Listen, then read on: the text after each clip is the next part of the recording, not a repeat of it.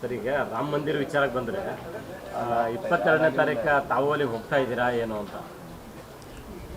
22 ತಾರೀಕು ನನಗೇನು ಹೋಗೋದು ಪ್ಲ್ಯಾನ್ ನಾನು ಮಾಡ್ಕೊಂಡಿಲ್ಲ. ಯಾವಾಗಾರ ಒಂದು ದಿವಸ ಹೋಗ್ತೀನಿ 22ಕ್ಕೆ. ಹಾಂ, CM ಅವರು ಹೇಳ್ದಂಗೆ ಹೇಳಿದ್ರೆ ನನಗೇನು ರಾಮ ಮಂದಿರಕ್ಕೆ ಹೋಗ್ಬೇಕಾಗಿದ್ದೇನೆ. ನನ್ನ ಹೆಸರೇನೇ ನಾನು ಲಕ್ಷ್ಮಣ್ ಇರುವಾಗ.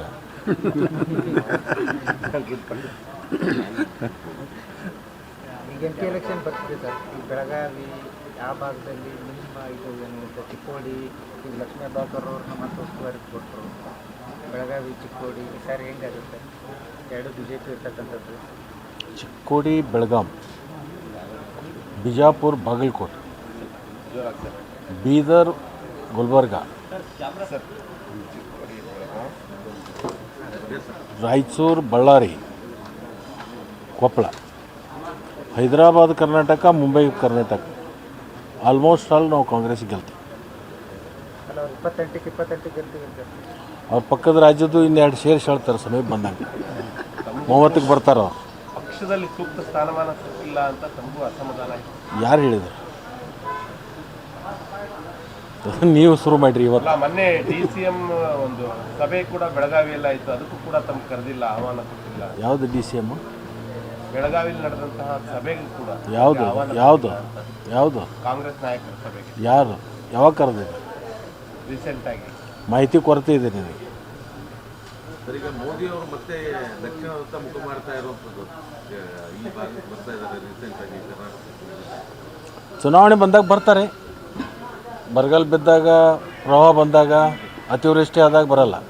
ಚುನಾವಣೆ ಬಂದಾಗ ಬರಲೇಬೇಕಲ್ಲ, ಬರ್ತಾರೆ. ಸರ್, ನಿಮ್ಮ ಹಳೆಯ ಸ್ನೇಹಿತರು CM ಅವ್ರ ಬಗ್ಗೆ ಹಿಡ್ಕೊಂಡು ಎಲ್ಲ ಬಗ್ಗೆ ಏಕವಚನದಾಗ ಮಾತಾಡ್ತಾರೆ, ಏನು ಹೇಳಬೇಕು? ಯಾರು? ಅನಂತಕುಮಾರ್ ಹೆಗಡೆ ಅವರು. ಅನಂತಕುಮಾರ್ ಹೆಗಡೆ ಅವರಿಗೆ ನಾನು ಮಾಧ್ಯಮದ ಮುಖಾಂತರ ಹೇಳಲಿಕ್ಕೆ ಬಯಸ್ತೀನಿ, ಈ ಥರ ನೀವು ಮಾತುಗಳನ್ನು ಆಡೋದ್ರಿಂದ ನಿಮ್ಮ ಬೆಲೆ ಕಮ್ಮಿ ಆಗುತ್ತೆ ಹೊರತಾಗಿ ಜಾಸ್ತಿ ಆಗಲ್ಲ. ಎರಡನೇದು, 5 ವರ್ಷ ಇವತ್ತು ನಾಪತ್ತೆ ಆಗಿದ್ರು. ಯಾವ ಕ್ಷೇತ್ರಕ್ಕೂ ಹೋಗಲಿಲ್ಲ, ಯಾವ ಜನರಿಗೆ ಭೇಟಿ ಆಗಲಿಲ್ಲ, ಯಾರ ಫೋನ್ ಮ್ಯಾಗೂ ಸಿಗಲಿಲ್ಲ. ಈಗ ಇಂಥ ಅನಾವಶ್ಯಕವಾಗಿ ವಿವಾದಾತ್ಮಕ ಹೇಳಿಕೆಗಳನ್ನು ಕೊಟ್ಟ ಪ್ರಚಾರದಾಗ ಬಂದು ಮತ್ತೆ ಟಿಕೆಟ್ ಪಡ್ಕೋಬೇಕು ಅಂತಕ್ಕಂಥ ವಿಚಾರದಲ್ಲಿ ಅವರು ಮಾಡ್ತಿರ್ಬೋದು. ಅದರಿಂದಲೇ ಅವ್ರಿಗೆ ಲಾಭ ಆಗಲ್ಲ, ಅದರಿಂದ ಹಾನಿ ಆಗುತ್ತೆ ಅವ್ರಿಗೆ. ಅನಂತಕುಮಾರ್ ಹೆಗಡೆ ಅವರಿಗೆ ನಾನು ಮಾಧ್ಯಮದ ಮುಖಾಂತರ ಹೇಳಲಿಕ್ಕೆ ಬಯಸ್ತೀನಿ, ಈ ಥರ ನೀವು ಮಾತುಗಳನ್ನು ಆಡೋದ್ರಿಂದ ನಿಮ್ಮ ಬೆಲೆ ಕಮ್ಮಿ ಆಗುತ್ತೆ ಹೊರತಾಗಿ ಜಾಸ್ತಿ ಆಗಲ್ಲ. ಎರಡನೇದು,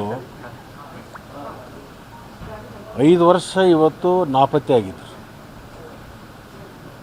ಯಾವ ಕ್ಷೇತ್ರಕ್ಕೂ ಹೋಗಲಿಲ್ಲ, ಯಾವ ಜನರಿಗೆ ಭೇಟಿ ಆಗಲಿಲ್ಲ, ಯಾರ ಫೋನ್ ಮ್ಯಾಗೂ ಸಿಗಲಿಲ್ಲ. ಈಗ ಇಂಥ ಅನಾವಶ್ಯಕವಾಗಿ ವಿವಾದಾತ್ಮಕ ಹೇಳಿಕೆಗಳನ್ನು ಕೊಟ್ಟ ಪ್ರಚಾರದಾಗ ಬಂದು ಮತ್ತೆ ಟಿಕೆಟ್ ಪಡ್ಕೋಬೇಕು ಅಂತಕ್ಕಂಥ ವಿಚಾರದಲ್ಲಿ ಅವರು ಮಾಡ್ತಿರ್ಬೋದು. ಅದರಿಂದಲೇ ಅವ್ರಿಗೆ ಲಾಭ ಆಗಲ್ಲ, ಅದರಿಂದ ಹಾನಿ ಆಗುತ್ತೆ ಅವ್ರಿಗೆ. ಕನ್ನಡಿಗರ ಮೆಚ್ಚಿನ ನಿಮ್ಮ ನ್ಯೂಸ್ 18 ಕನ್ನಡ ಈಗ ವಾಟ್ಸ್ಆಪ್ನಲ್ಲಿಯೂ ಲಭ್ಯ. ಕರ್ನಾಟಕ ಮತ್ತು ದೇಶ ವಿದೇಶದ 360 ಡಿಗ್ರಿ ಸುದ್ದಿ ವಿವರವನ್ನ ನೀವು ನಿಮ್ಮ ಕೈ ಬೆರಳುಗಳಲ್ಲಿಯೇ ಪಡೆಯೋದಿಕ್ಕೆ ಈ QR ಕೋಡ್ ಅನ್ನ ಸ್ಕ್ಯಾನ್ ಮಾಡಿ. ನಮ್ಮ ಚಾನೆಲ್ ಅನ್ನ ಫಾಲೋ ಮಾಡಿ, ನೋಟಿಫಿಕೇಶನ್ ಆನ್ ಮಾಡಿ.